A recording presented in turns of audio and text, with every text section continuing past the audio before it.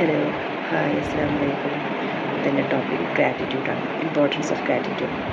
നമ്മൾ first morning തന്നെ express ചെയ്യേണ്ട നമ്മുടെ ക്രിയേറ്ററിനോട് ആദ്യം തന്നെ എക്സ്പ്രസ് ചെയ്യേണ്ട ഒരു ഇമ്പോർട്ടൻറ്റ് തിങ്ങാണ് ലൈക്ക് ഗ്രാറ്റിറ്റ്യൂഡ്. അതായത് നന്ദി. നമ്മളെപ്പോഴും ചെറുപ്പം മുതലൊക്കെ ചിലരൊക്കെ പ്രാക്ടീസ് ചെയ്ത് വരുന്ന ഒരു പ്രയറായി ഇൻ ഇസ്ലാം അൽഹംദുലില്ലാഹി അല്ലദീ അഹ്യാനാ ബഅദ മാ അമാതനാ വ ഇലൈഹി നുശൂർ. അതായത് അവർക്കൊരു പാതി മരണമാണ്. ആ പാതി മരണത്തിൽ നിന്ന് എഴുന്നേൽപ്പിച്ച് അതിനൊക്കെ 1000 നന്ദി പറഞ്ഞുകൊണ്ട് നമ്മുടെ മക്കളെയും പഠിപ്പിച്ചു കൊടുക്കുന്ന ഒരു പ്രയറാണ്.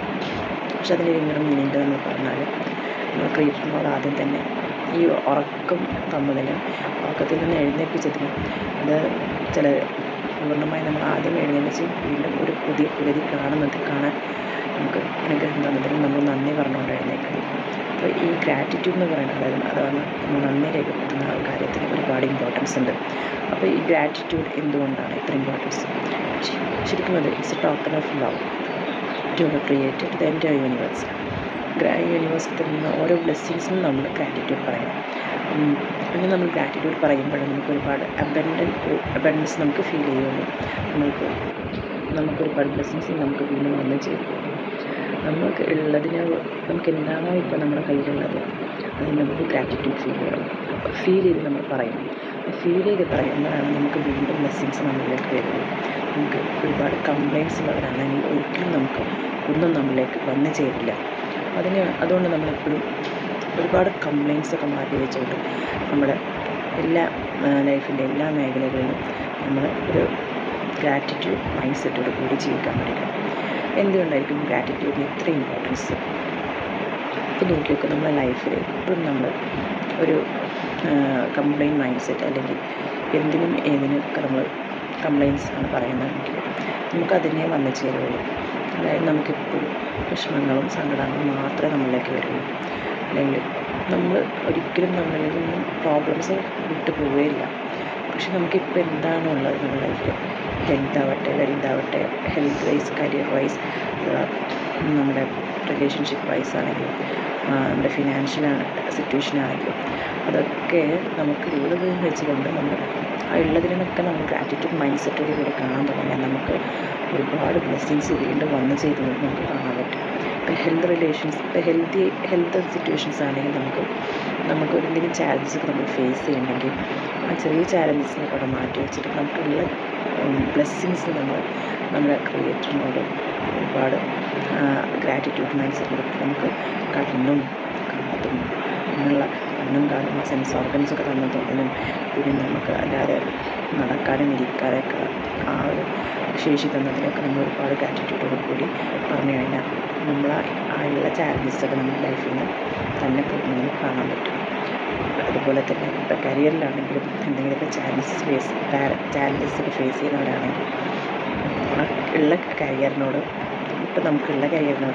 നമ്മൾ ഗ്രാറ്റിറ്റ്യൂഡ് മൈൻഡ് സെറ്റോട് കൂടി ജീവിക്കുക. ആ കരിയറെങ്കിലും നമ്മുടെ കയ്യിലുണ്ടല്ലോ. ചിലർക്ക് കരിയർ പോലും ഇല്ലാത്തവരുണ്ടാവും. അപ്പോൾ ഉള്ള കരിയറിനോട് നമ്മൾ നല്ല ഗ്രാറ്റിറ്റ്യൂഡ് മൈൻഡ് സെറ്റോട് ആ ഉള്ള കരിയർ നമ്മുടെ കയ്യിലുണ്ടല്ലോ.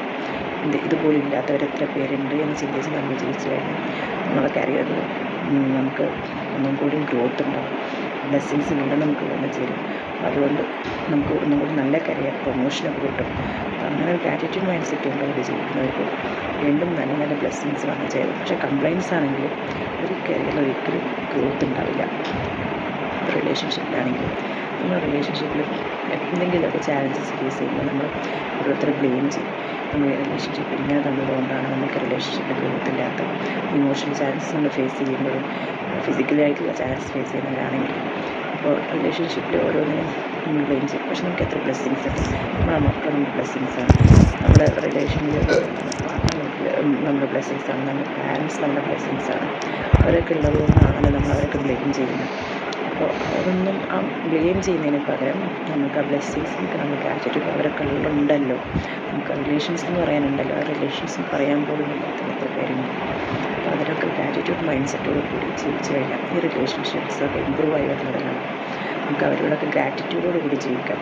അതാണ് റിലേഷൻഷിപ്പ് നമുക്ക് ചെയ്യാൻ പറ്റുന്ന. ഈ റിലേഷൻഷിപ്പൊക്കെ നമ്മളിലേക്ക് അട്രാക്റ്റഡായിട്ട് വരുന്നത് നമുക്ക് കാണാം. നമ്മൾ വിചാരിക്കുന്ന പോലെ തന്നെ ഇമ്പ്രൂവ്മെൻറ്റും നമുക്ക് ലൈഫിൽ വരുന്നതാണ്. പിന്നെ ഫിനാൻഷ്യൽ അബണ്ടൻസിനെ കുറിച്ച് പറയുന്നത്. ഫിനാൻഷ്യൽ അബണ്ടൻസ് ഉണ്ടെങ്കിൽ നമ്മളിപ്പോഴുള്ള മണി ചാലഞ്ചസൊക്കെ നമ്മൾ ഫേസ് ചെയ്യുന്നുണ്ടെങ്കിൽ തന്നെ അങ്ങനെയൊക്കെ നമ്മളെല്ലാം ഫിനാൻഷ്യൽ സിറ്റുവേഷനോടും ഒരുപാട് ഗ്രാറ്റിറ്റ്യൂഡ് മൈൻഡ് സെറ്റോട് കൂടി ജീവിക്കുക. എന്നിട്ട് നമ്മളെ ആക്ഷൻസ് ഒന്നുകൂടി നമ്മുടെ ഫിനാൻഷ്യൽ സിറ്റുവേഷൻസ് ഇമ്പ്രൂവ് ചെയ്യാനുള്ള ആക്ഷൻസ് നമ്മളെടുക്കാം. പക്ഷേ ഇപ്പോഴുള്ളതിനെ ബ്ലെയിം ചെയ്യാതെ ഇപ്പോഴുള്ള മണിയോട് നമ്മൾ ഒരുപാട് ഗ്രാറ്റിറ്റ്യൂഡ് പറയാം. എന്നിട്ട് നമ്മൾ ഫിനാൻഷ്യൽ സിറ്റുവേഷൻസ് ഇമ്പ്രൂവ് ചെയ്യാനുള്ള ആക്ഷൻസ് നമ്മളെടുക്കണം. അല്ലാതെ ആ കംഫർട്ട് സോണിൽ നിന്ന് സ്ലീപ്പറായി ഒരിക്കലും ജീവിക്കരുത്. അങ്ങനെ സ്ലീപ്പറായി ജീവിക്കുന്നതുകൊണ്ട് ഒരു കാര്യമില്ല.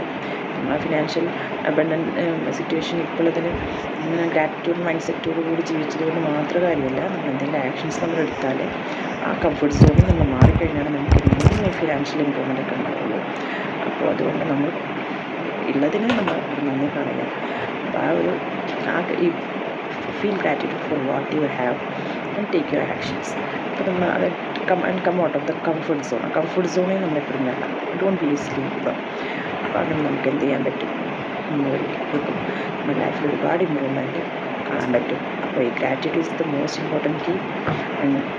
നമ്മളെല്ലാ ദിവസവും മോർണിംഗിൽ ഗ്രാറ്റിറ്റ്യൂഡ് പ്രാക്ടീസ് ചെയ്യാൻ നോക്കാം. നമ്മുടെ ഹാർട്ട് ഫെൽട്ടായിട്ട് നമ്മൾ ഗ്രാറ്റിറ്റ്യൂഡ് ക്രിയേറ്ററിനോടും നമുക്കുള്ള എല്ലാവരോടും ഒരു everything we use in our life, every person in our life, അവരോടൊക്കെ നമ്മൾ ഗ്രാറ്റിറ്റ്യൂഡ് മൈൻഡ് സെറ്റോട് കൂടി ജീവിക്കാം.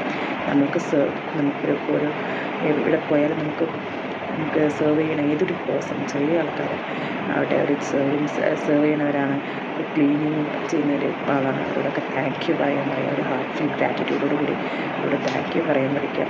അങ്ങനെ പറയുമ്പോൾ അവരൊക്കെ നമുക്ക് എന്തെങ്കിലും ഒരു സർവീസ് ചെയ്യുന്നവരാണല്ലോ അല്ലേ, അവരൊക്കെ നമ്മൾ താങ്ക് യു പറയുമ്പോൾ ഒരു ഹാർട്ട് ഫുൾ ഗ്രാറ്റിറ്റ്യൂഡ് പറയുമ്പോൾ നമ്മുടെ ലൈഫിൽ ഒരുപാട് ഇമ്പ്രൂവ്മെൻറ്റ് ഉണ്ടാവും. അതുപോലെ തന്നെ നമുക്ക് എന്തെങ്കിലും ജേർണൽസിനെ വെച്ചിട്ട് നമുക്ക് നമ്മുടെ ക്രിയേറ്ററിനോട് ഒരുപാട് ഗ്രാറ്റിറ്റ്യൂഡ് പറയാൻ പറ്റും. വെറുതെ എഴുതിയതുകൊണ്ട് കാര്യമായില്ല, നമ്മൾ നല്ല ഹാർട്ട് ഫെൽട്ടായിട്ട് പറയണം. അപ്പോഴാണ് നമുക്ക് എന്താവുള്ളൂ, ഗ്രാറ്റിറ്റ്യൂഡ് ഉണ്ടാവുള്ളൂ. ഗ്രാറ്റിറ്റ്യൂഡ് നമുക്കും തോന്നുള്ളൂ, നമുക്ക് നമ്മുടെ ലൈഫിൽ ഒരു ഇമ്പ്രൂവ്മെൻറ്റ് നമുക്ക് കൊണ്ടുവരാനും പറ്റുള്ളൂ. ഇത്രയ്ക്ക് എനിക്ക് പറയാനുണ്ട്. നിങ്ങളെല്ലാവരും ഗ്രാറ്റിറ്റ്യൂഡ് ലൈഫിൽ പ്രാക്ടീസ് ചെയ്യുമ്പോൾ I think we all have understood the importance of gratitude. So thank you for this hearing me. If you like this video, please share and subscribe.